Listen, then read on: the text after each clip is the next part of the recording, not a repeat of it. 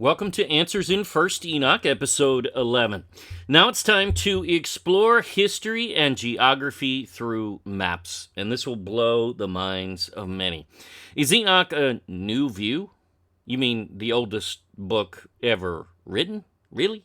You mean the one that has fragments and possibly even a full copy found dating at least 200 BC?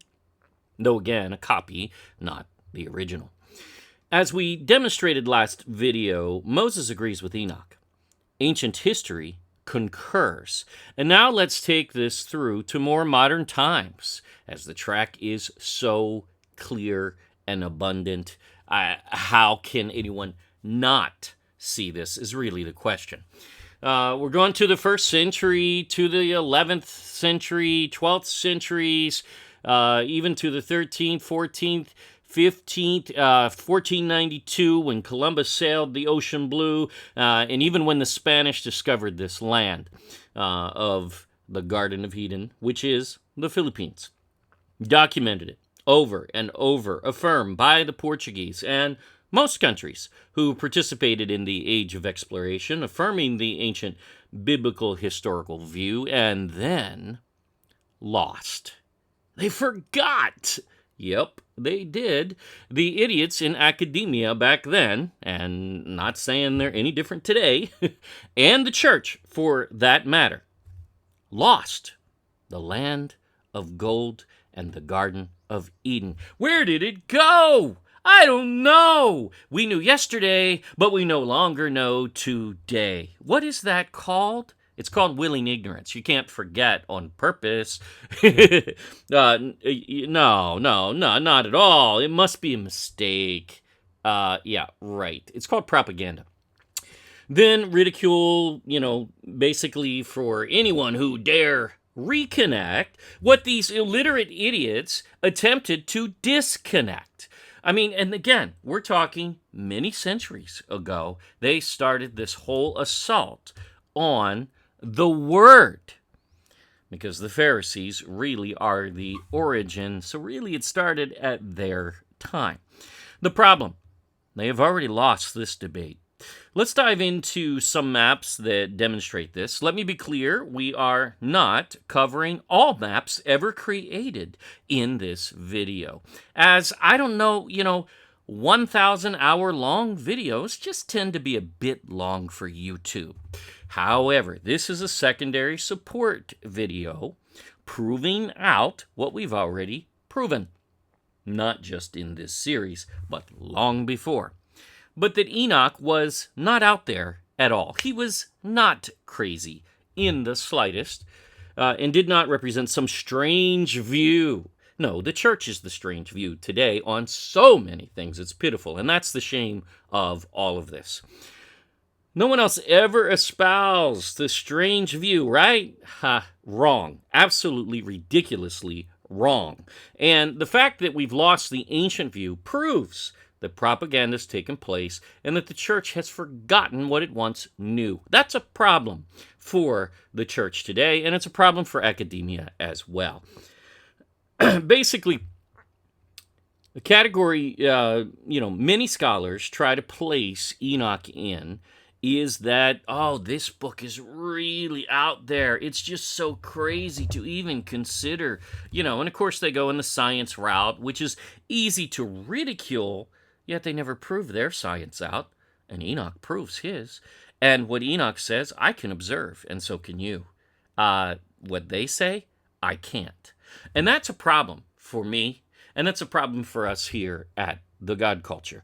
We are extremely bothered by any scholar, academic, or anyone trying to put themselves in a position of knowing everything, all-knowing in place of Yahuwah, where they try to, then tell you, this is how you have to think. Well, no thank you.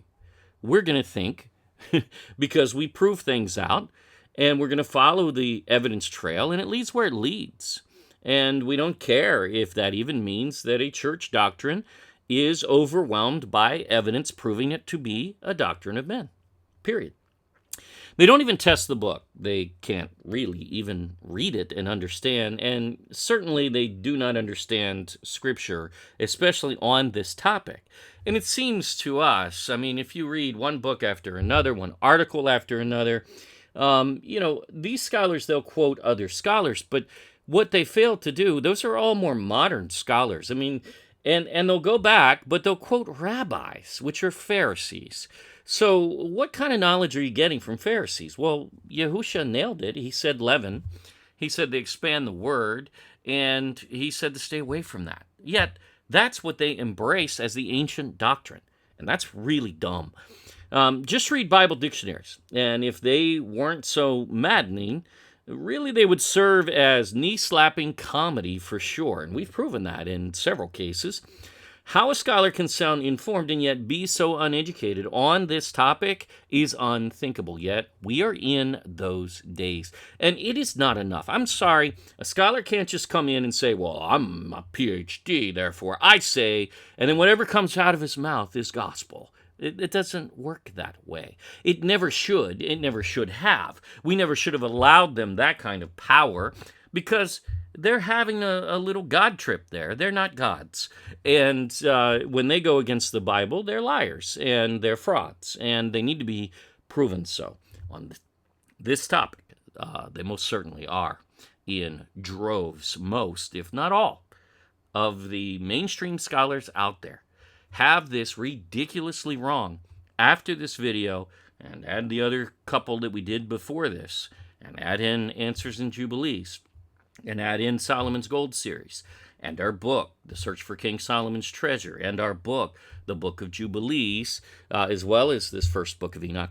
And, well, I mean, we've done our research. They have not. They offer very little, scant details.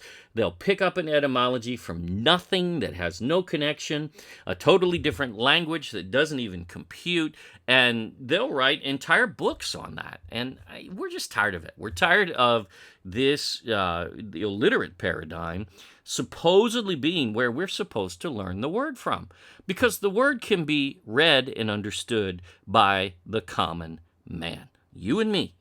We don't need to be doctors. In fact, it's better that we're not, because then we can actually look at this in a, yes, educated way. We certainly are. But at the same time, we can also see it in rationale that the common man would understand, that clearly is over the head of scholars because they just don't get it.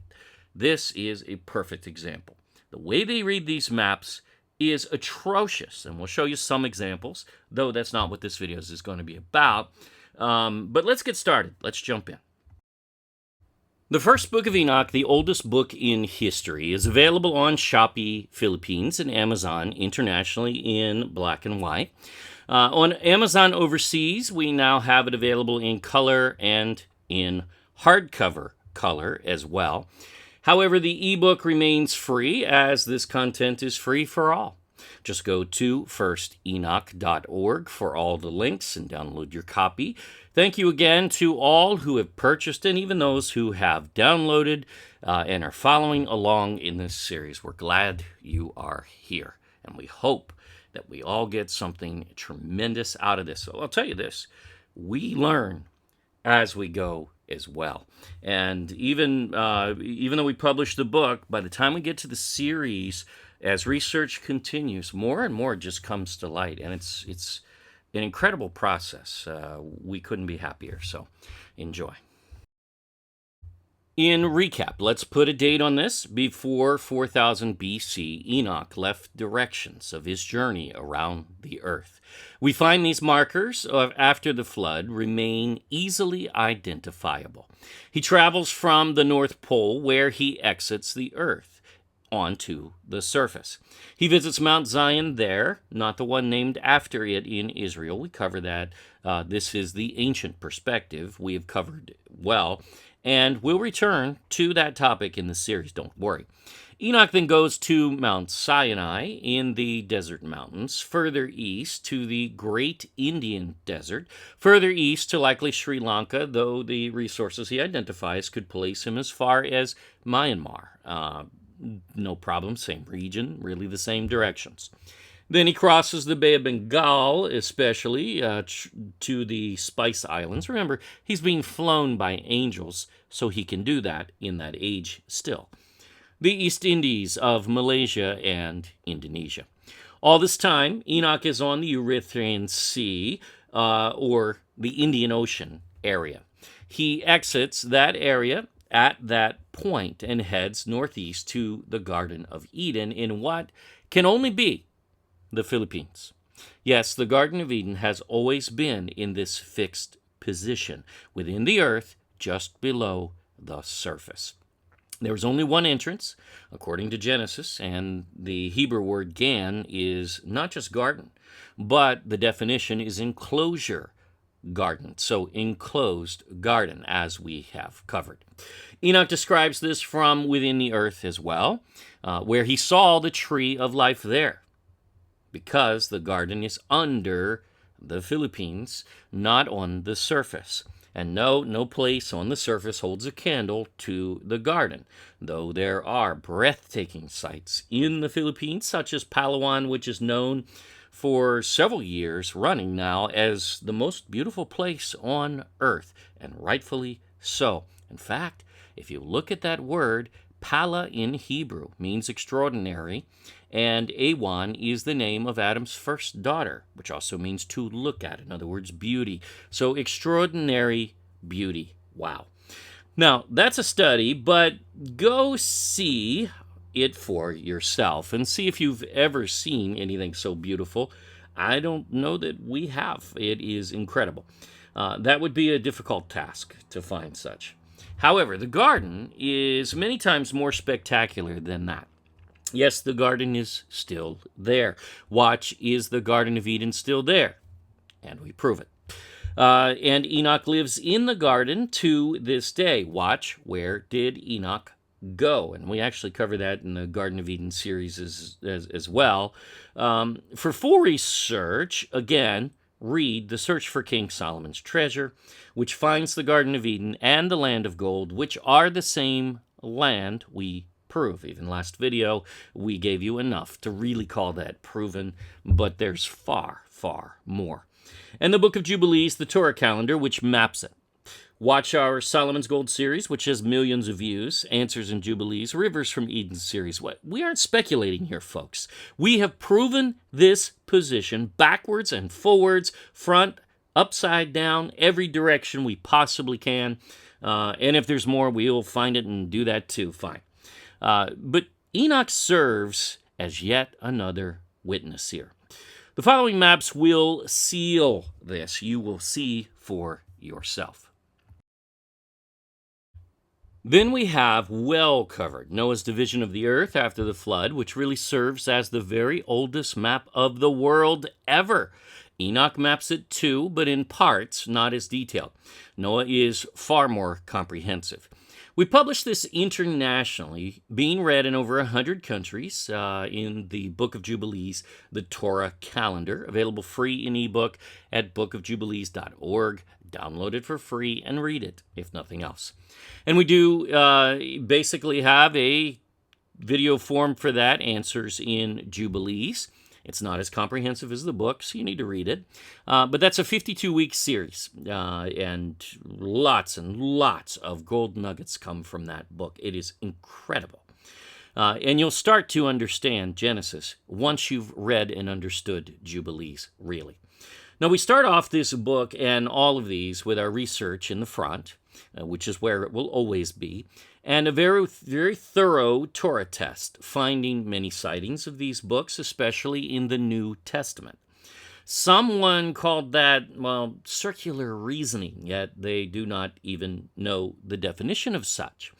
See, Jubilees and Enoch both had fragments of copies found in Qumran, dated to at least 200 BC. That's before Christ, right? Isn't that what that means? Well, I know they changed the terms now, but that's what it was originally. But it's before 0 BC, right? Or 1, because there is no actual 0. And that is before the New Testament was written, was it not? Okay, so thus there is nothing circular about that. There you go. Jubilees we prove as Torah, as Moses quoted it in Genesis. Joshua and Samuel quote it by one of its titles, we prove. Watch part 49 of that series. The Qumran exiled temple priests, who are the biblically ordained keepers of Bible canon and all of history to the first century, and they label it Torah and use Jubilees as Torah by name. And modern scholars, well, who cares what they think? They're meaningless in this progression.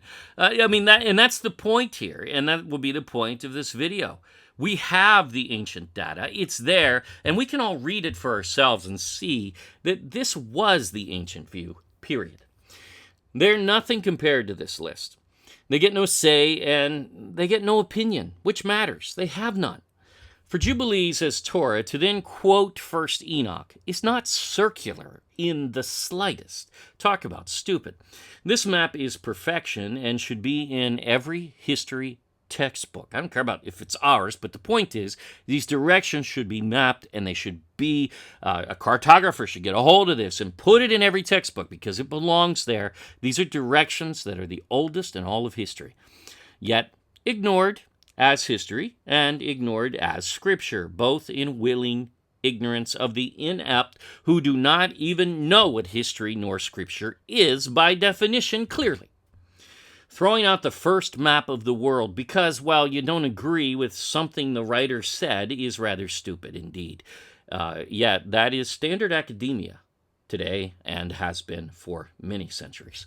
Censoring Torah because unqualified scholars ridicule it without even reading it many times, and certainly without understanding or really even trying to understand, is illiterate.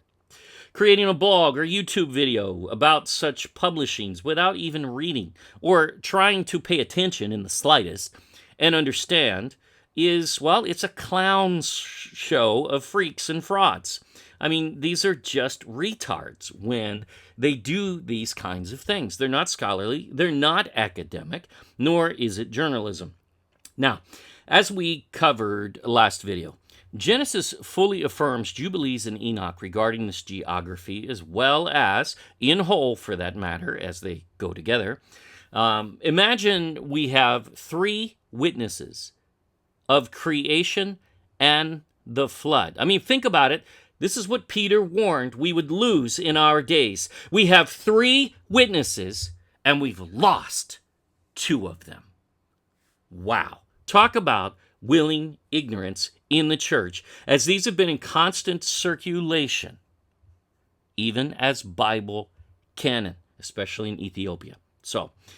But we do not solely rely on these ancient texts, though they vet and stand on their own as truth and really prove the position already, because you really can't question Jubilees nor Enoch.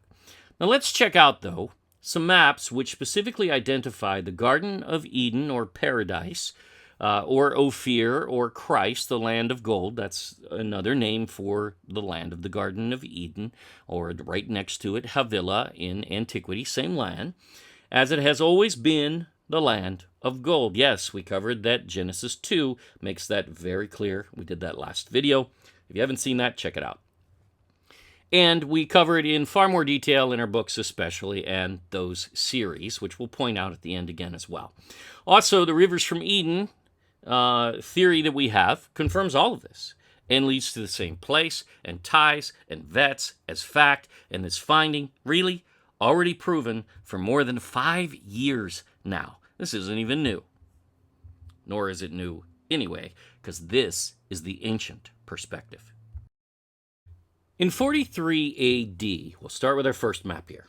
One of the oldest maps man has available, according to historians and geographers. Of course, remember, we just covered 2 far, far more ancient than that. No, they weren't mapped out, they're written directions, but so is this, and so is every ancient map. Understand that. We don't have any ancient maps. We have ancient directions. That's what we have. So, Pomponius Mela, the Greek historian, identifies the land of gold. Christ in Greek, of course, he writes in his language. Ophir in Hebrew, same land as the Garden of Eden, as islands southeast of Ceres or China. He specifically locates these islands between the South China Peninsula, known in history as Tammuz, and the Malay Peninsula, but it's islands in the sea, which means it's not on the mainland. Now, that has always been and remains the archipelago we call the Philippines today, and nothing else qualifies, period. And specifically, Luzon Island proves to be Christ, or Ophir, and we'll show you more on that. And Mindanao proves to be the land of silver, known as Tarshish in Hebrew and Argyre in Greek. No, it is ludicrous for anyone to claim those in Spain or Britain. I mean, totally illiterate, because they can't even read the history of Spain nor Britain to see that they both termed Tarshish in the Orient in Southeast Asia for many centuries now, and that really hasn't changed. Whether they changed their position or not, they can't change that history. This is a reconstruction by Dr. Conrad Miller, as Mela did not, of course, create a map. He wrote down directions to the Greek land of gold, but they're actually very easy to follow. He preserved it from the olden writers of Greece. Ooh, wait, that's what he says. Whose writings are lost to the world, yet this knowledge is retained and documented right here. Now, we publish it in pretty much in full in our book, so check it out. You can get it all, and we have a source book which shows you the actual source, and it's very valid. This means this route was recorded for many centuries before Mela, and the Greek Empire lasted 700 years, taking us back to just a couple of centuries after King Solomon built his famous navy to go to the same land for gold. Wow. Folks, this is a consistent pattern. This is a consistent history that it's there throughout. And whether someone finds a map that, the Garden of Eden is in Africa, well, that's illiterate. There's nothing that ever leads there in Scripture whatsoever. In other words, this is a consistent track, not a disjointed one. And Mela is clear, obvious, and Dr. Miller accurately represents this here. There are many who are ridiculous and don't, and many of them are British, of course, because the British have been committing propaganda in this genre for many centuries. We'll talk about that a little. Yes, there are multiple maps out there that render this similar, but this is the very oldest, so we'll show you that as well, of Mela's directions, the oldest in existence that was published. It too places Christ as the island southeast of China. It doesn't place Argyre, which is fine, because we're really looking for the land of gold here. That's the most important. And perhaps they were a little confused as to exactly where Argyre was. There's a reason for that, and we're going to show you. In fact, our mapping, we're going to show you a section that's missing from ancient maps in that era because they just were not familiar with it. We'll show you. Now, that remains the Philippines, period. There's nothing else that qualifies. There's nothing else in that area. It is all the Philippines. Done. Now, I'm pretty sure that it did move. I'm pretty sure. I mean, I don't know. Maybe islands move from their places, but I'm pretty sure Revelation makes it clear that doesn't happen until the very, very end, right? So it hasn't happened yet.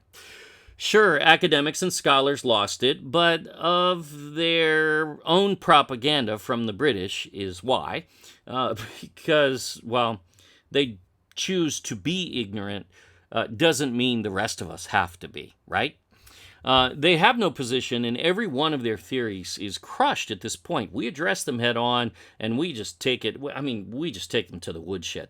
It is ridiculous what they're saying in so many Bible dictionaries and so many scholars that haven't been able to clearly read Scripture. Read our books, we go there. Attempt debate without reviewing our position and be muted here. Our channel, our rules. Respect them. Then we have about 70 AD. Now, this is incredible. The time of the temple when it was being destroyed in Jerusalem, the world still knew where the Garden of Eden and the ancient land of gold were. It wasn't lost. This was recorded by a Greek sailor who traveled to India and Sri Lanka. And he got directions from there, from the locals, to the islands east of India and Sri Lanka, which they identified as the same as the Greek Chryse or Ophir in Hebrew, also the Indian source of gold. Thus, India cannot be, according to its own history, this land of the Garden of Eden, nor the ancient land of gold. Doesn't fit. So there you go. Again, underneath, within the earth, is where the Garden of Eden is, and lined by gold, the roof and the walls, which is why it is the land of gold, and why that gold matters immensely, not for monetary value, but for sentimental value to Yahuwah. And that's what gave it value in the very first place. Notice the area in orange here. This is our mapping to explain this area. That's specifically why I'm using our mapping of this, so this will make sense. Notice what's missing in the perspective of this era. They did not typically map the Malay Peninsula. It's just not there. If it is there, it's a tiny bump, but it's not. It's not what we know as the Malay Peninsula, which would impose the map. Nor Indochina. It's just not there. Again, maybe they'll pick a town, or a city or whatever here or there, but generally, many of the maps of this era, they just don't have it yet. Why? Well, because they were not physically going there at that time, but they were determined to maintain this route in knowledge, so it was not lost. Why is that? Because now the Romans were ruling that area of the world. And the Romans didn't get this knowledge passed to them. Why? Well, the Greeks got the knowledge for two reasons. Number one, Solomon's navy were the Phoenicians. The Greeks conquered the Phoenicians and absorbed them into their culture, especially the mariner portion of it, because the Phoenicians ruled the Mediterranean prior. So that makes perfect sense that they got the route from there. The second way they got the route is Tarshish is from Japheth. He is the son of Javan, who is the founder of, originally inherited, Greece. And Tarshish inherited Greek Isles, him and his brothers. I don't know how they were divided, but they divided them somehow. And somehow they got to them. They got to them because they had ships. And that's how Tarshish comes into this whole picture. It was the ships of Tarshish that go to Ophir. And that's over and over and over in Scripture. And that's the whole point. The ancient ships of Tarshish are what took Ophir, Sheba, Havilah, and the sons of Joktan to this land way back in the day, 2200 BC or whatever it was. So here we go. So the route was not lost, but it was lost to the Romans. The Romans did not maintain it. And they would have no right to, because, again, they're not family, and they aren't, Phoenicians aren't really as much a part of them as they were of Greece. They knew. Who cares if modern scholars and academics don't? They are impertinent. It doesn't matter that they don't know. The fact that they don't know just shows how far they have strayed from the Word and from true history. I mean, you ignore the Bible as history, then you're stupid. That's it. You're no scholar. You're no academic. You're stupid. Period. As the age of exploration progresses, maps become more detailed in this area, yet this location is retained, just not for the British whiners, of course, who commit propaganda funded by the British East Indies Company especially.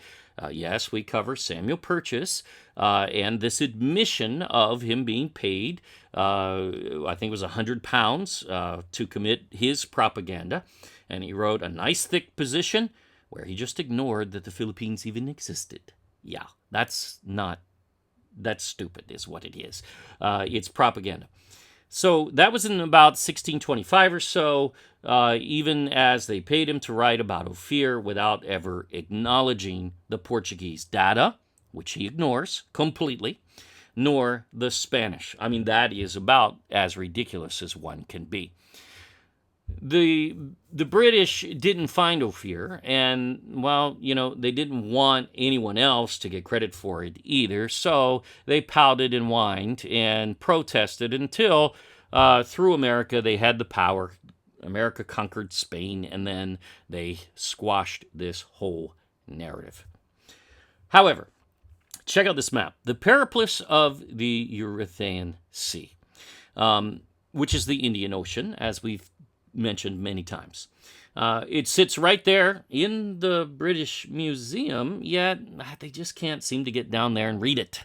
And they ignore it, of course. And when they don't ignore it, they're gross misrepresentations from illiterate propagandists parading as cartographers, such as Thomas Suarez. We catch him. We deal with him in our book. Very glaring and disgusting display of propaganda. I mean, a cartographer who can't even read a map? That's pretty bad. That only happens when they're committing propaganda. The guy wasn't that dumb, of course. He knew better, but he got paid well, I'm sure. Again, Christ is Ophir, which is the Garden of Eden, same land. This Greek sailor wrote that Christ was in the last part of the inhabited world toward the east. Now, we well know this is the Philippines already, but Mela's map from 30 years earlier, no surprise, and let us not forget, the apostles, Messiah, and the prophets all read and used Jubilees and Enoch, and knew this geography as well, which is evident in their writings. So it's really not a mystery. Under the rising sun itself, wow, you want to talk about narrowing it down. In the first century, that was the area east of China in the China Sea, which, by the way, we're going to get to it. That's where Enoch places the rising of the sun. That is an ancient perspective, not a new one, and it's being picked up and continued. The directions continue, yet some, but illiterates cut them off and stop there. That's it. That's all the directions. That's all.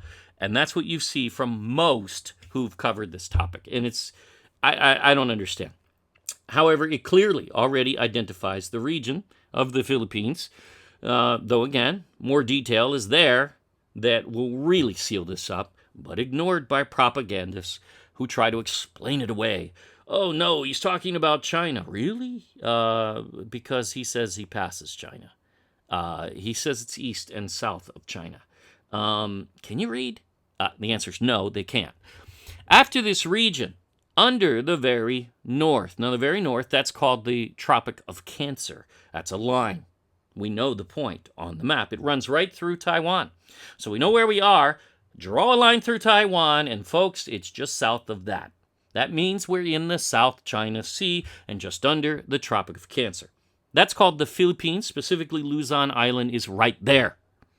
The sea outside ending in a land called this, which is China historically. It goes on to talk about the Chinese silk and other things brought to India, so it's very clear that this is China. But it is in history anyway. That's well proven. So does China have a sea inside of it? Well, no. This is the China Sea east of China, identified multiple times, and specifically below the Tropic of Cancer.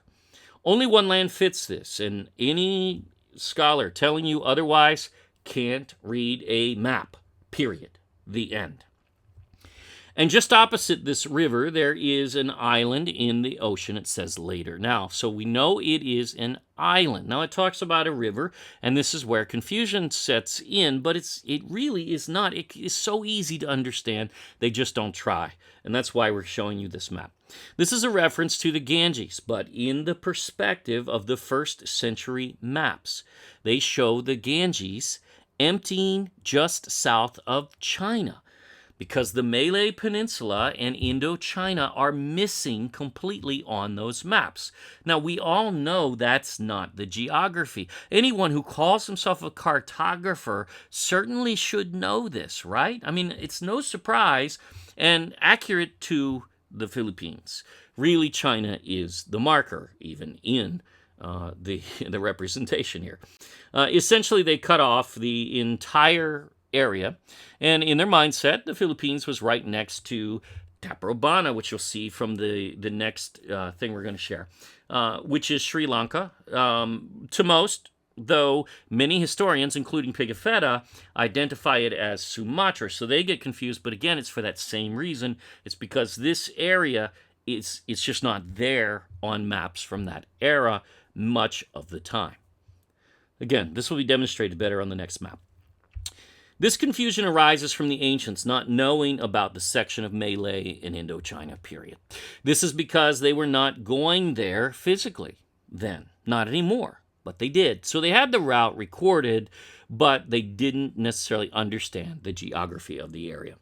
Of course, the 3, or really 6 or more kings still knew the route and made it to Judea from the Philippines. That's according to David in Psalm 72. And also, of course, if we read the account in Matthew, it affirms the same thing. They saw the star in the east sky. It took them 2 years to get there.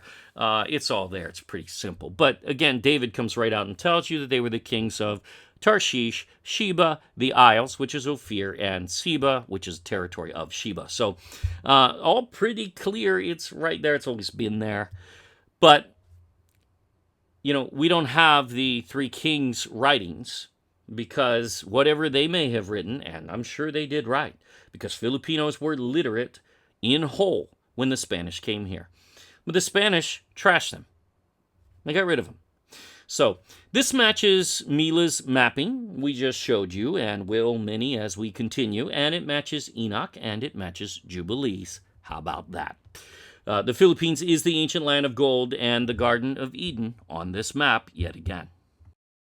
In 124 AD, Dionysius the tourist maintained this same perspective and location for Christ, the Greek Isle of Gold, which is Ophir in Hebrew, which is the Garden of Eden, Havilah, surrounded by the Pisan River, all of the above.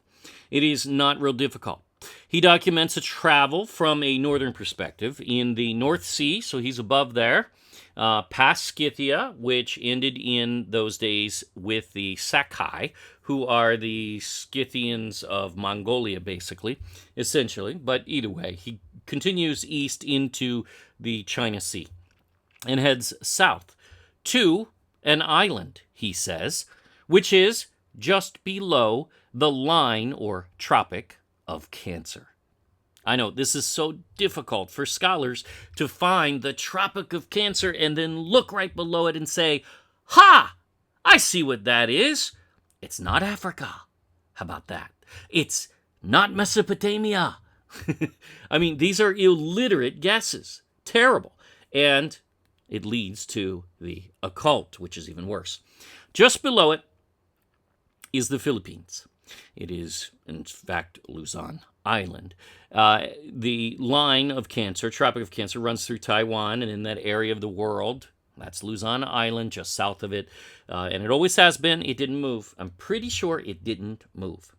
This is Dr. Miller, again, relating these directions in a reconstruction in map form. That's how we have to read ancient geography, because they didn't create maps back then. They wrote directions, which is actually probably better. There's Christ right where the Isle of Luzon is placed today. This is ancient knowledge restored, not a new view. And it originates with Moses in Jubilees, really the angel in heaven. From creation, this writing began. And Enoch in 1st Enoch, the most ancient of writings. There is no debate here. Again, in the book and series, we cover this in far more detail. Check it out. Here's another reconstructed map from Bunbury of the same route of Dionysius that he recorded. From the north, you pass Ceres or China, and there is Christ, the big island southeast of China in the South China Sea, just under the line or Tropic of Cancer, which is Taiwan, and that is not a mystery, folks. It's Luzon Island, Philippines, period. And anyone turning it into anything else is a lying propagandist, because that is straight, it is simple, it is easy to understand, and anyone calling themselves an academic or a scholar who can't just read this very, very simple map and directions for that matter, which you can test it with all that's in the book, is a lying propagandist, period. Anyone can understand this. This is easy. Fast forward to 1100 AD, approximately. The Turin map illustrates the Garden of Eden there at the top, and Christ as the same area. That's one of the little square islands there. No, the islands weren't square. He didn't know the shape, so he just drew squares. I know, it's unthinkable, and now we're calling all islands squares, right? I mean, that's what stupid bloggers say. Dumb stuff like that. But there's Christ, which is Ophir, and the Garden of Eden, mapped as an island southeast of China in the South China Sea. You're going to hear me say that over and over because all of these show this over and over the very same. He must be guessing, though, right? No, that is what some illiterates actually attempt, yet the historic precedence affirms this map on this topic as they were following the ancient perspective, which is the accurate one and not the new one, and always has been the way to view this. The modern view is illiterate on this. Now here's one you may not have seen, and at first glance it does not recognize the garden nor Ophir, but yet it does. It doesn't come out and say the word paradise or garden or Ophir or Christ, yet it uses something that is probably even better when you dig a little deeper here. This is the era of exploration, and we've always wanted a map from this area, and we're so thankful that we were able to find this one and vet it out. When the Philippines became famous again to the Muslim world and the Hindus especially, who came there for a massive gold rush. That was a gold rush period in the Philippines. Like the King of Cebu, right, in the time of Magellan, who was not even a Filipino. No, he was a Hindu from Sumatra, which is why he grabbed the idols from Magellan and replaced the idols. Well, he already worshipped. That was already his system. So there's nothing new about that. That's not Filipinos embracing Catholicism. Filipinos kicked Catholics back out, killing Magellan and everything he stood for. That's how they saw that. Sorry, but that is the true view. They then killed his brother-in-law, who took his place, Duarte Barbosa, about a week or so later, and then they chased the Spanish out of the area of Visayas with their ships. So, yeah, they did not placate what they clearly viewed as evil. Sorry, but that's fact. This is most ancient maps, is yet another flat earth perspective. You'll notice that throughout in these maps, because that is the ancient view. Anybody saying it's not is completely illiterate and is making themselves a fool. That is because that is the ancient view, period. And most certainly, I mean, I learned that in science class in 7th grade. I remember, the science teacher saying that was the ancient perspective. Of course, he doesn't believe that that's the true perspective, nor should be based on modern science. That's what he would say. But the reality is, you can't argue. This was the biblical perspective, period. So this is it. The writers of the Bible believed that, period. Now, we blew these islands up in the upper right, and they are upside down. So this is literally the Philippines in location, but also by name. This is really cool. Many just don't research the names. And this is originally in Aramaic or Arabic, so not so easy for a lot of us to read, of course. This is from Muslim Al-Idrisi, very famous cartographer and historian, who has many names we're not going to cover. He's got a lot of them. Muhammad is one of them, from 1154 AD. He identifies these two islands in the South China Sea, though. He labels them, and this is very telling.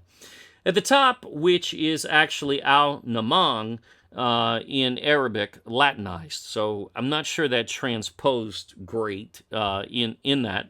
We don't really find a match to that. But underneath, in parentheses, is the Tagalog label, Lamang. Now this is fascinating, you'll see.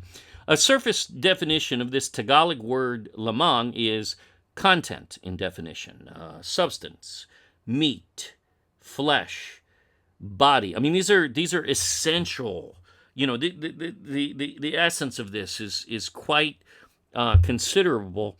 And then when you look at that in terms of land, what could that possibly mean? Well, then it means root. Root of what? All of mankind, perhaps? Well, let's go a little deeper into this word especially. Wait a minute. The oldest surviving writing of the Philippines, other than a contract found on, I think, copper, is an epic poem of the Ilocanos. That's the oldest writing that survives of Filipinos, not of the Spanish about the Philippines. We have some from before this, and of course even maps, but written down in 1640. This is in English, but the life of Lamang is what this says in English. See, this is not the story of just some dude. This, my friends, Lamang, is a story of the Philippines. The character Lamang even dies in the story to be rescued and brought back to life. I'm not even going to get into who does it, but read the story and see for yourself who that character is, because his name is a prominent politician in recent times, which is really weird. This is a very prophetic, vision of the Philippines and its future that matches that of Messiah in Matthew 12:42 and Luke 11:30, where he says, "The queen of the south shall rise in judgment with this generation and condemn it." See, it's going to rise in the last days. And that's what the book is saying, really. He goes on to define this is the queen who came to hear the wisdom of Solomon. So we know that's Sheba, and we know she's the ancestor from the brother of Ophir. That Sheba, not the other Sheba, who's the wrong Sheba in Ethiopia, which is not in her story of Ophir. Her story's right in the middle of Ophir, with the resources of Ophir. And she even comes to Israel at the same time, clearly with Solomon's navy from Ophir. We cover that occult legend where the Ethiopian claim originates, that inserts, a goat lady, Queen of Sheba, with the legs and hoof of a goat. Oh, how nice. No, not at all. That's bad. Anyway, it's also a match here to Isaiah 60, verse 9, a prophecy of the lost tribes returning, that they're going to be ushered, their return, by Tarshish and the Isles. That is the Philippines and Ezekiel's position, that the Philippines will be standing against Gog of Magog and his forces in the last days. Imagine that. Again, he mentions by name Tarshish, Sheba, which those are the ones that go with Ophir. Imagine that. So Lamang is not only Tagalog, is the word, it is the Philippines, period. At least that island, if nothing else. But a deeper definition reveals even more.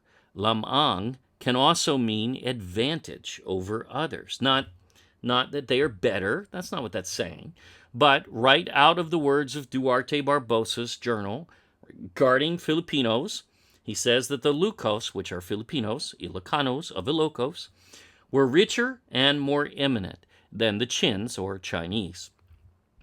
Edge, that's located at the edge of the world, the ends of the earth, perhaps. Alone, indeed, the Philippines was alone when the Spanish came. Where was China to support it, in fact? Real great neighbor you were there, China. You didn't do anything. Way to help. And its other neighbors, nowhere to be found. Let's go deeper, though. Afar. Indeed it is. Trumpet, very interesting if you put it in a biblical perspective, last days context. We won't go there, but you could. Tabernacle, though. Whoa! What? Why would the Philippines be called a tabernacle?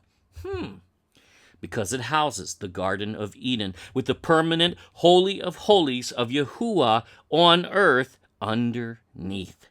Wow. That's why it's the land of gold, because its gold lines the walls of that Holy of Holies. Man, fascinating.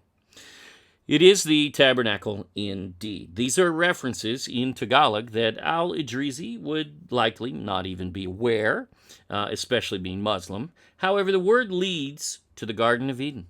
Whether he knew that was the case or not, whether he knew what he was mapping in that essence or not.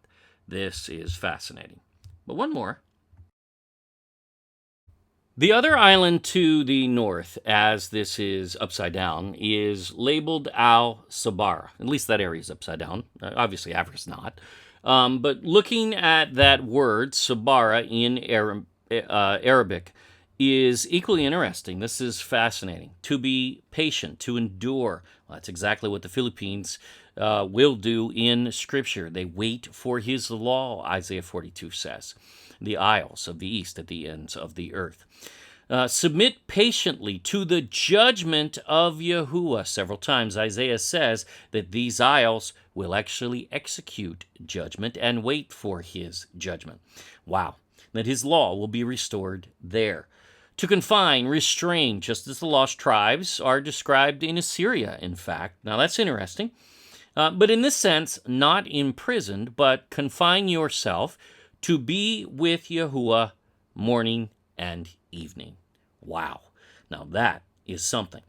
The fact is, the elements in these names truly identify the land of Ophir and the Garden of Eden, which the Muslims well knew they were going to the land of gold because they came, and they had a massive gold rush there, and they stayed because of that. Then we find this Lamang as the oldest written history of the Philippines by Filipinos. Well, this should all make sense that the Spanish would cringe for erasing all of the rest, of course. So again, the Garden of Eden in the Philippines, there you go. It is after this mapping that masses of gold prospectors came to the land of gold in the Philippines.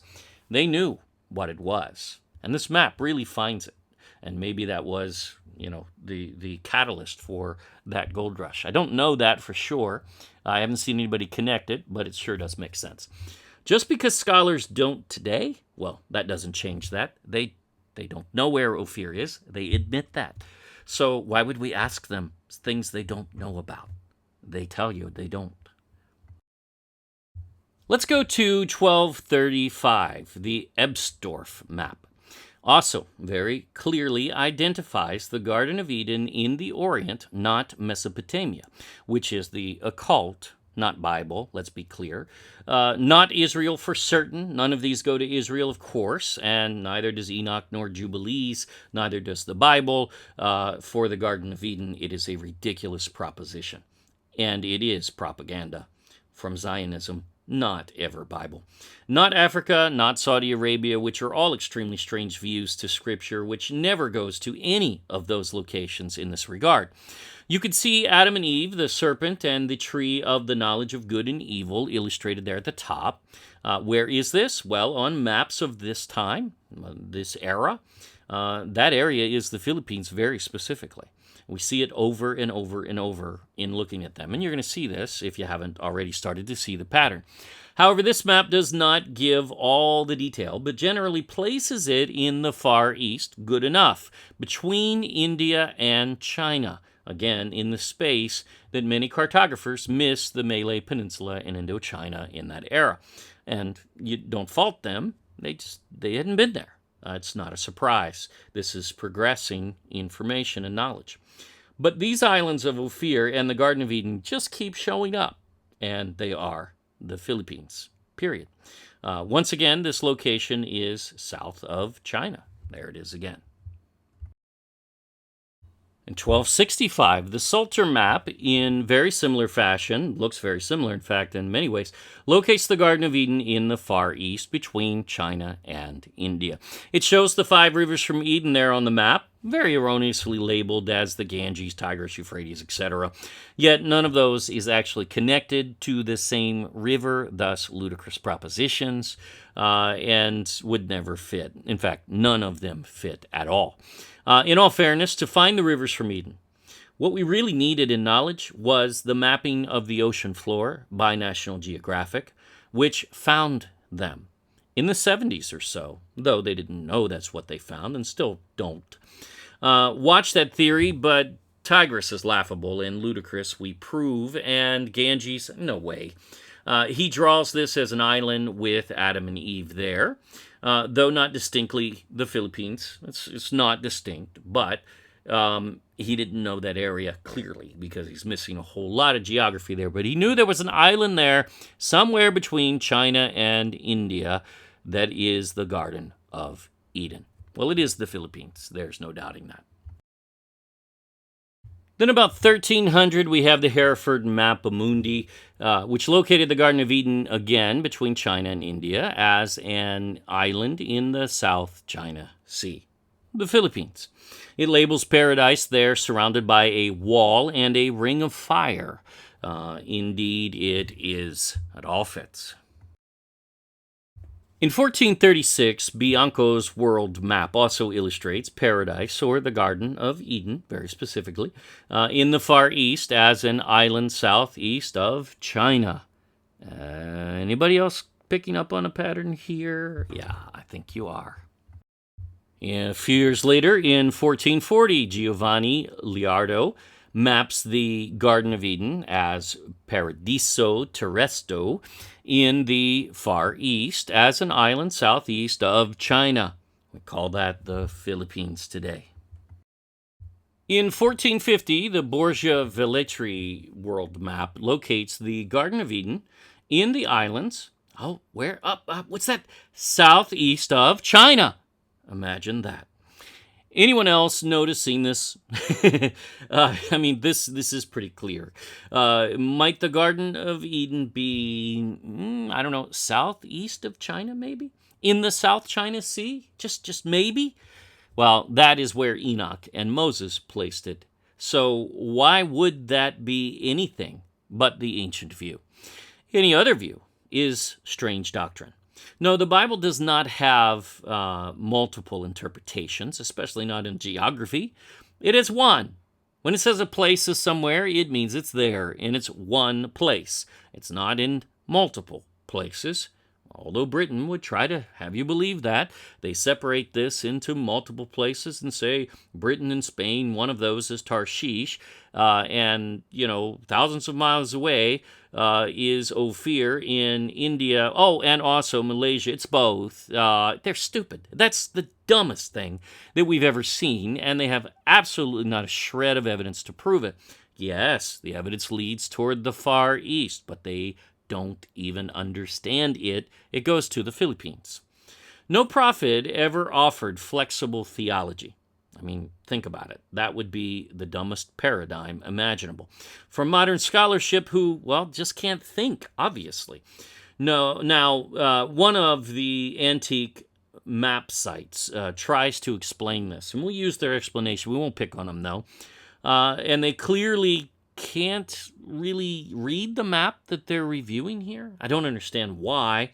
They're certainly not illiterate. They're smart dudes over there, right? But they are illiterate of where the Garden of Eden is in history and the Bible. Why? Because they know their propaganda, they know their paradigm, they probably know that extremely well. But that doesn't get you anywhere. They claim paradise on the Ganges by looking at this map, which is illiterate. You would think they could look at the many ancient maps and notice, as we have the missing Malay Peninsula in Indochina. Hello! And you would think they would know that those maps skip that and place India and China together. Well, they're not together. We know that. I mean, all of us know that. Not on the coastline. There's something missing there, a massive area. So, I mean, they are supposed to be the ones teaching how to read maps, and yet they can't. When it doesn't fit their propaganda, of course, let's be clear. Yes, the Ganges is shown as the river on the mainland, but the garden is clearly sectioned off as an island in the sea, not in a river. They identify Cambalek, or China, as well as Ceres, which is China. So they know well that island is not on the Ganges, and the Ganges is not in China, right? That's the dudes picking silk from trees there, the Chinese dudes, and they do recognize that this is a land between India and China. So they get that, yet they also place it in the Ganges. Huh? Nonsense. They aren't even thinking, obviously. Notice the garden area is surrounded by water, thus it's an island. Last we checked, that's defined as an island. Just saying. Again, they admit it is an island, so they do, but then they confuse themselves. I don't understand that. There is an interesting inscription they rightfully note, and this is cool. It's meant to scare people off from wanting to find this land. Why? Well, finding the land of the Garden of Eden, wouldn't that mean it's the land of gold? Right. So they want to scare people away, rightfully so. The scary inscription reads, "From here to the ocean, a land uninhabitable on account of cannibalism." Oh, there was a lot of people would try to scare people off with cannibalism back in those days, for certain. Again, not true, but meant to scare anyone from using this map to find the land of gold, other than themselves, of course, which, again, is also the Garden of Eden, and they knew this, obviously. This island southeast of China, as all the others, is still the Philippines, folks. And now the age of exploration is heating up. Why? Because they found the land of gold, and they're gunning for it because they can reach it at that time, and they believe they can overcome the citizens there. Now we arrive at 1492, the year Columbus sailed the ocean blue, right? Everybody remembers that, probably? Well, we do in America, that's for sure. In 1492, Columbus sailed the ocean blue. Anyway, what was he looking for? Well, according to his journals and notes, Columbus was not going to the Spice Islands. That's not true. Nor to a new land. No.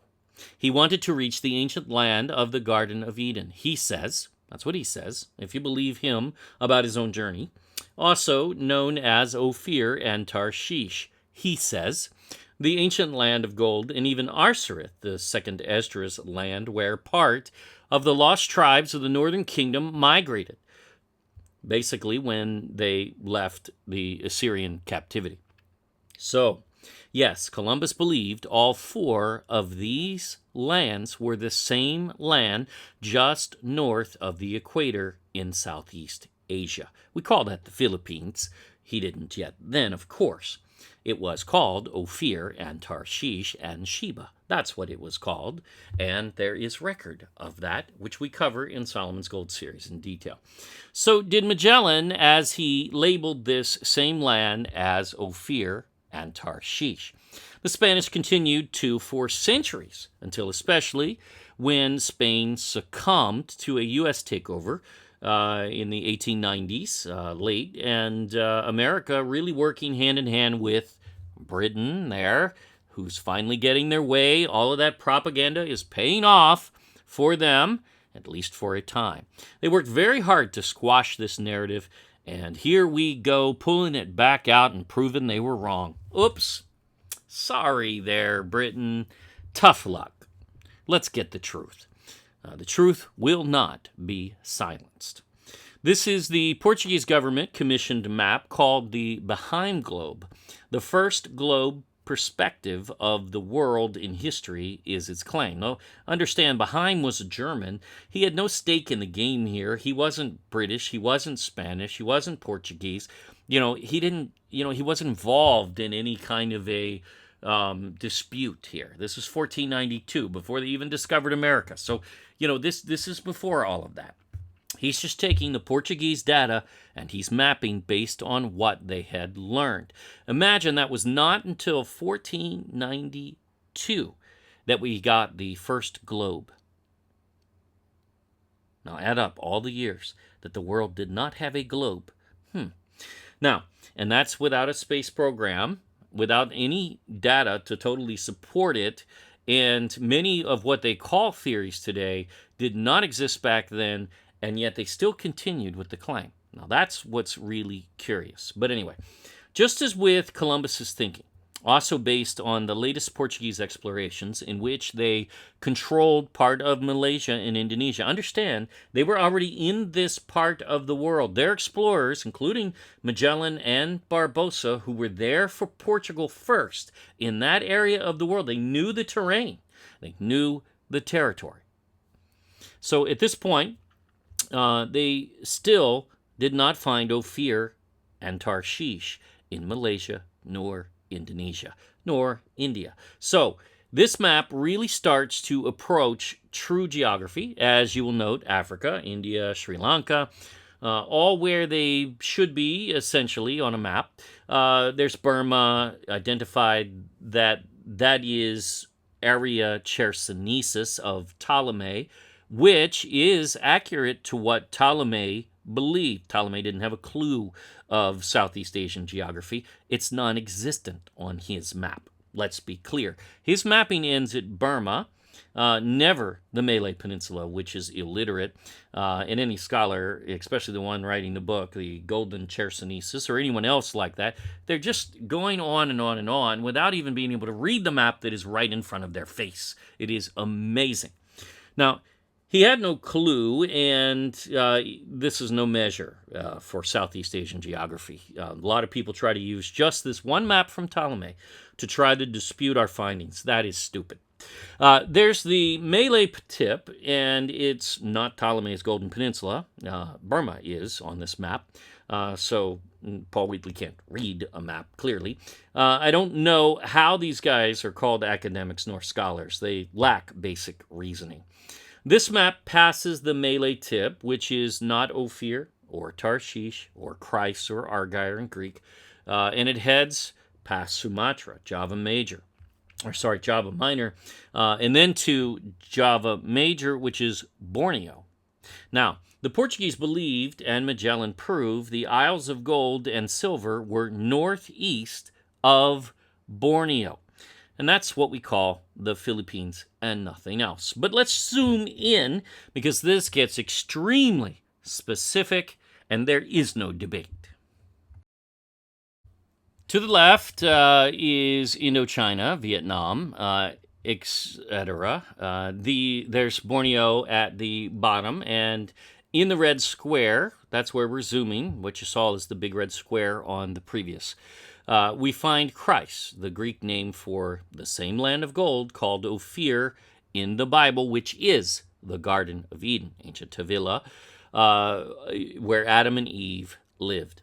Now you can see we are just above the equator, southeast of China, in the South China Sea, right where Columbus said these lands are. We are northeast of Borneo here. Chryse is labeled right there on a large island, in the position of, and even the shape of, Luzon Island, Philippines. Done. The comparison is on screen to the left, so you can see the shape is, especially at the top, the same. They pinned it down at that point. They knew where it was. And Magellan went exactly there, which is exactly where he said he was headed, to Ophir and Tarshish. He didn't go right to the Spice Islands, which he well knew where they were. He'd been there already. He went to Ophir and Tarshish in the Philippines. Not necessarily all in order. There is Visayas, just south of Chryse, though Palawan labeled the Isle of Thilis, which is the ancient land of pearl. Oh, wait, you mean Palawan, where the largest pearls on Earth have always been found and continue to be to this very day. Yep, that one. You can see the shapes very similar to Panay, Romblon, Samar Leyte. Yep, it's all right there. In fact, Samar Leyte labeled as the Isle of Gold and Spices there. Bohol, pretty clearly, even in 1492, these shapes are already taking form. Pretty close to what they actually are on the map, whether the positions are exactly 100% or not, but they're getting there. They hadn't quite explored this area in full yet, but they were getting an idea through their trading there, etc. They knew. Then there is Argyre, or the biblical Tarshish, land of silver, just about where Mindanao is, but also the shape of Mindanao, especially at the top. In fact, take the 2 islands below it, put the 3 together, go ahead and attach them to the bottom of what's Argyre there, and that is essentially the full shape of Mindanao, obviously. Not completely explored, but known well enough that they have all the elements there on this map. It's incredible. This is 1492, and the land of gold is well known in exact location as the Philippines, as is the land of silver and pearl for that matter. Remember, ancient Avila is known for gold and pearl. Ha! Ding, ding, ding, ding, ding, ding. As well as the onyx stone, which is Romblon, which is also right there on that map. So you even have the elements of ancient Avila there on this map. On this map even you have Maniola, or, well, I don't know, it sure looks like Manila to me. I know they ridicule that, even Dr. Craig, ridiculed that because that's what his associates would do. You're not allowed to say that Maniola could be Manila, although it's pretty darn obvious. In reference, it says that it's the Magnetic Isles, basically, and that's because the shoals just to the west of it are very dangerous. They were that was plaguing sailors. There were a lot of shipwrecks in that age, especially. The shoals were like magnets to ships. It makes perfect sense. And that's right by Manila. You can see a giant Japan, super giant Japan in the upper right, and we cut it off because it's so large it would we wouldn't be able to cover all the parts of the map we want to cover. But obviously that is certainly not to scale and nowhere near Japan in any sense, which hadn't really been explored yet. That's further north. See, they were coming around the other way in exploration prior. Magellan the first to make it, from the western route. So, but some stupid scholars actually try to forget that China, Indochina, Java Major and Minor, and the Malay Peninsula and the Philippines are all well positioned close to where they are on this map. And essentially they throw all of that obvious true geography out. You want to talk about dumb. That is about as unscholarly and unacademic as one can be. And then they claim, we use Japan. Japan is the marker there. Why is Japan on the equator? That's stupid, not scholarship. Compared to everything else that's there in fairly true to their positions, you got to be kidding. That's not thinking. They can't think. You can even identify very obvious island shapes like Sulawesi. Look at that. That's obviously Sulawesi. If you go look at it on a map, it is indisputably the exact same shape, or very close to it anyway, in Indonesia, but definitely easy to identify. Hard to miss. The age of exploration knew exactly where the Garden of Eden was. Only the British are clueless and willing ignorance, and they still haven't found it because they never will, because they won't search in the Philippines because they ignore it. That's a fact. Now, we cover Columbus in detail in our book and series, so we're not going to go into major detail. I've mentioned it before, but all supporting sources and detail can be found there. He most certainly was not going to discover a new land in America. In fact, he didn't discover anything because, there were people already there. So wouldn't that mean they discovered it first? Well, yeah, it would. And didn't they also discover him? He didn't discover, he was discovered. Yeah, right. Well, so anyway, the Western mindset is downright funny sometimes when you really think about it. So what? He's superior because he had a large ship and was funded. Yet they got there long before him. So they were first. So who's superior? Not him. It just doesn't work that way. Yet in their mindset, somehow it does. Just after Columbus and before Magellan came to the Philippines, 1507 here, the Wadsmueller map identifies an island across the South China Sea, across from Vietnam here, or Champa is the ancient name of it, or at least back to that era of exploration, as Edina, or Eden. There you go. That, once again, is the Philippines, identified even still as the Garden of Eden. However, then The Spanish found it, and they record tons of times they found the ancient land of gold. The British ignore all of the Spanish and Portuguese history and finds completely in order to try to arrive at a different conclusion. But see, the problem is they can't, because this track is supported since the days of Enoch before the flood, since the days of Moses and even before Noah, and really the heavenly tablets from the beginning, written down at the time that the garden was planted, for that matter. You just can't compete with that, Britain. You lose. Talk about the best source for history.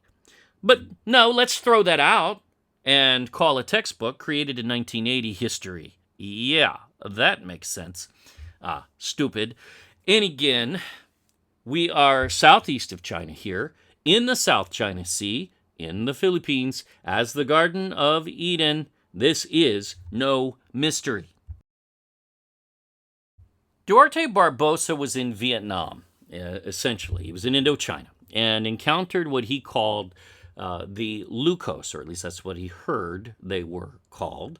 It was a people, he says, that were richer and more eminent than the Chinese. Now, again, we cover his whole quotes in the book. Read it. Who were, and with sources, and it's in the source book, it's all there. Who were they, and where did they come from? Well, he's in Vietnam and was told they originated, and you can just point your finger, to the islands over there, across the sea, many islands.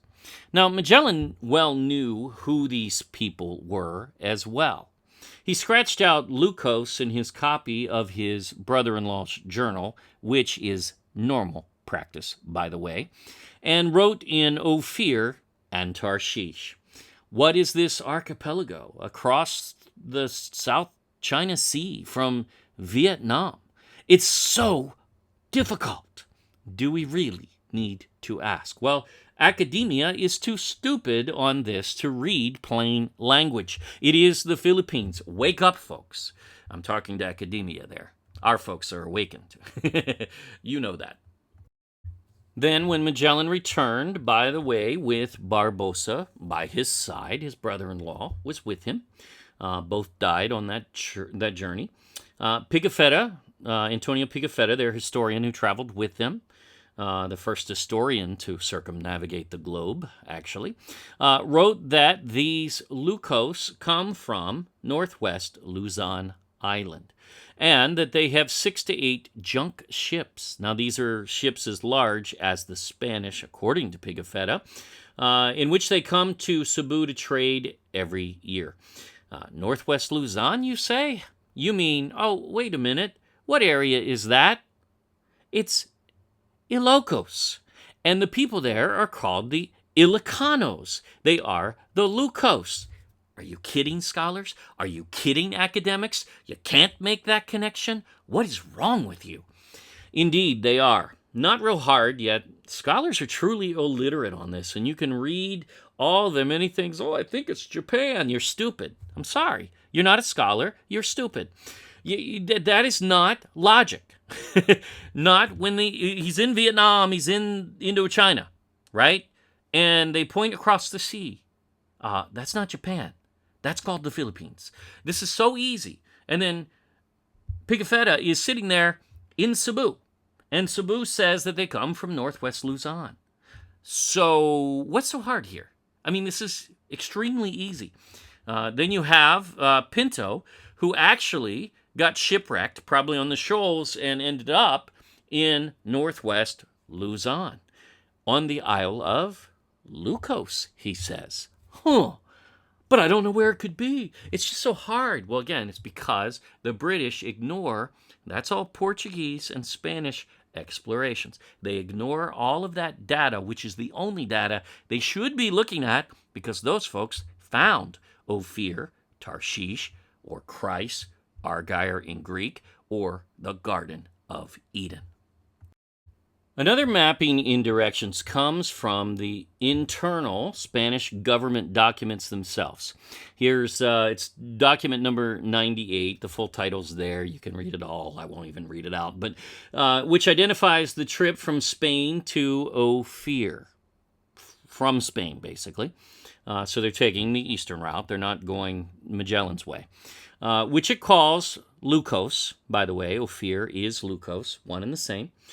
Just as Barbosa and Magellan did, and again, Pinto mapped it out, basically gave us coordinates, in fact, in northwest Luzon, where the Leucos island was. So it's not a mystery. This mapping is to the Philippines. The Spanish didn't control Japan, so it's really dumb to say this goes to Japan. And any scholar claiming these go there, well, they just can't read. I mean, and they're just not bothering. Beginning in at least 1625, though, the British, again, began chipping away, not by disproving this, nor by offering actual evidence of a better find. They never found anything worthwhile. They never produced anything. But they began paying propagandists, like Samuel Purchas, not to address the Philippines, but to ignore it as the Ophir and the Garden of Eden, the Isle of Gold, because, well, that was their tactic. They decided to plant other flags all around the world. You'll see claims coming from some British, such as Sir Francis Bacon. He was a pig. Just teasing. But anyway, he was, though, actually. Anyway, he was a Freemason, famous Freemason, and he believed that Ophir was actually in South America, Peru specifically. Why? Well, because he had such incredible brain power that he deduced that because Peru has a P and an R, then that must be Ophir. Yeah, dumb. Anyway, maybe he was a pig. They disassociate Ophir and Tarshish very stupidly, which the Bible doesn't. The Bible associates them in the same direction with the same resources many times over, and we cover that again in a whole chapter, in fact, on Tarshish. We even covered Jonah's journey, and man, has that been preached wrong from the pulpit. Jonah actually proves that Tarshish is in the Far East, or at least in the direction past the Persian Gulf. But that's another story. You got to watch that. We prove it. Believe me, we prove it. But check it out. Prove it for yourselves. Test it and see. We've had a lot of pastors who've watched it and have turned around and admitted, you know what, that's right. You're accurate. So we know that it is, but it's good to hear that. So anyway, both from the Garden of Eden, and Ophir, we continue to see these kinds of narratives in propaganda and fraud. However, this is now reconnected and fully proven in the Search for King Solomon's Treasure and our mini series on this topic.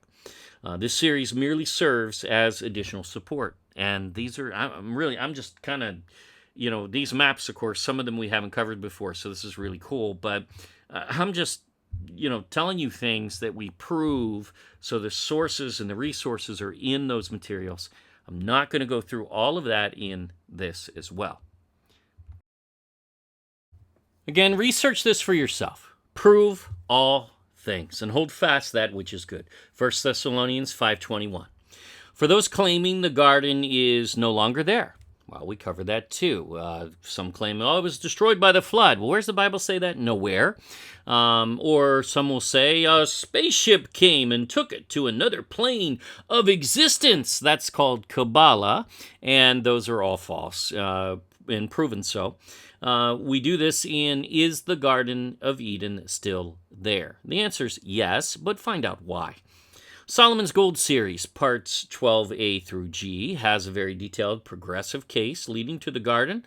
The book is the best, but these are good series for you to watch, and really the whole series for that matter. Where is the Garden of Eden? The mapping from the book of Jubilees left by Noah, that's phenomenal. And really, that within itself just nails this down. There's just no disputing that the book of Jubilees maps the garden in the Philippines, and done. And the book of Enoch now does the same. So really, there's nothing to discuss already. Now we've taken you through all of these maps and all of this history. This is proven, folks. This is not something anyone can debate, and we dare any scholar to try to debate us. We dare you, because you will not win. Where did Enoch go is another one that is worth watching on this topic. After he was taken by Yahuwah, he was taken into the garden. Find out how. All of Solomon's Gold series is appropriate. Read our books, The Search for King Solomon's Treasure, The Lost House of Gold, and The Garden of Eden, and the Book of Jubilees, the Torah calendar. Those are the full positions. If you haven't read those, don't even think about trying to debate, because you're not doing it here. All will be muted who try to debate in ignorance, because it means you haven't read our position and you don't know it. Our channel, our rules. And whoom, there it is, right? I don't know how you say that, but anyway, that song's kind of funny. A consistent history over the ages, folks, from before 4000 BC to 2500 BC, really the time that the garden was planted. Let's just call it what it really is, because the heavenly tablets have been kept since the beginning. That is how Yahuwah has preserved his word just as promised, not by men. To 1700 BC, the time of Moses, to maps from 43 AD, which is information that really goes back to about 800 BC. We've already covered Solomon's era, which is 970 BC, and you have yourself a consistent history there, folks. It's all there.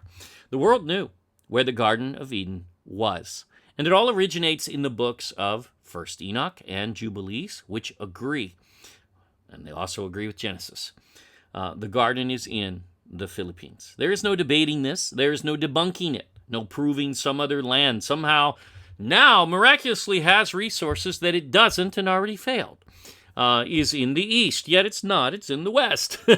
Has the historicity, yet it doesn't have any history. And all of the mega evidence which leads us to the Philippines overwhelmingly and ultimately indisputably. This is why we have been so confident in over 5 years now. No one has, and no one has been able to put even a dent in this case. Yes, there are other maps which speculate. Yes, a cartographer. Anybody can draw a map. I mean, you and I can draw a map right now, and we can put the Garden of Eden on Mars. Okay, so there you go. And we can even support it because, see, the Garden of Eden is in Mars because Mars is east somehow of what. But anyway, they can do that. And somebody can probably even do it and make it sound really good, but it would be fraud. And it wouldn't be based on the Bible because the Bible just doesn't go there. Certainly not to Mars, especially. But they'll speculate anyway. You'll see some that will show, oh, there's maps of Africa that say that it has all 5. Oh, no, I'm sorry. There's none that say it has all 5. They all say it has 4 rivers from Eden. They all miss the source river, which means they're fraud. I mean, if you can't find the source, you don't have the 5 rivers from Eden. It wouldn't even matter if you somehow could prove that those rivers were there, which you cannot. The African rivers didn't even exist before the flood. Not the Nile, not the Blue Nile, none of them. So, period. It's ludicrous. Certainly, so-called Bible scholars just love their occult Sumerian creation myth. That's what they propagate, not the Bible. Of creation when they say it's in Mesopotamia. They're following the occult, folks. They're not following the Bible. That's the satanic view, not Bible. Zionism is pushing right now, even CBN, who refuses to interview us after they found out that we located the rivers from Eden. Of course, they agreed that the Philippines was Ophir, but then, they're not going to interview us because we might prove them wrong on something. Well, tough luck. We don't want your interview. And, of course, they find it in Israel. Oh, really? Well, that is incredibly stupid propaganda. It's just Zionism. It fails very quickly. Their Gihon Spring, that's supposed to be the Gihon River from Eden, yet it is all of 325 meters long. Are you kidding? And it's supposed to surround the whole land of Ethiopia. Hello, can you read? And it is 6 centimeters wide. And that's a river? I mean, what world do you live on? Because you don't live on this one, CBN. That's like saying, my shower is Niagara Falls. Now, that would be pretty stupid, wouldn't it? Yet equal in proportion. And the garden in the Philippines, where history places it, of course, not us, yet they ignore history to land on propaganda. And we see this all the time. That's why I'm picking on them. Of course, they denied us an interview. They deserve to be picked on. So there. This topic is extremely important, folks, as this land appears in the strongest end-time prophecies out there. And we find the Holy of Holies of Yahuwah on earth there. Wow. Solomon did not think it a small thing to locate this land. How could any pastor or anyone attempting to dismiss that this information has no purpose? That's ridiculous. There are so many things coming to light now, being restored in His Word, and we are just happy to be a part of it. May we all embrace this restored knowledge and grow. Amen. We have over 400 videos on this channel, one for every day of the year now. Many just as profound, with some 50 or so in Tagalog for Filipinos. And now 6 in Spanish to start. We also have been setting up subtitles for 20-plus languages for most of our videos. Don't forget to like and subscribe and click the bell for notifications of new uploads. But when YouTube fails to notify you, which they probably will not, join our email list and we will notify you ourselves. Just go to thegodculture.com and fill in the pop-up. We now have alternative platforms to YouTube for Rumble, Odyssey, and Utreon, and our new podcast is also available for all of our videos as well, pretty much. All links in the description box. And friend us on Facebook at The God Culture _space original. If you prefer an alternative, we now have Parler, link below. We now have 6 books published internationally, being read in over 100 countries, with a new release now available, the first book of Enoch, the oldest book in history. And now you know it is because we prove it. Read the introduction, watch the first 2 videos of this series. We also have now launched Ophir Philippines Coffee Table Book in the U.S., Canada, UK, and many overseas markets on Amazon, and it's available in hardcover or softcover over there. Additionally, we launched the Book of Jubilees, the Torah calendar, with color maps and interior. So many overseas who've requested, you now have that on Amazon. We already have the color maps here in the Philippines. That too is available in hardcover or softcover, and we have the same formula, the same available for this first book of Enoch. So you can get that there in all 3, black and white, or color, or hardcover color, if you wish. All books, including Solomon's Treasure, are now free in eBook. Just go to ophirinstitute.com for all the links for your area for all of our books. More coming soon. Thank you for watching. Now, always remember, prove all things for yourself. Yah bless to everyone.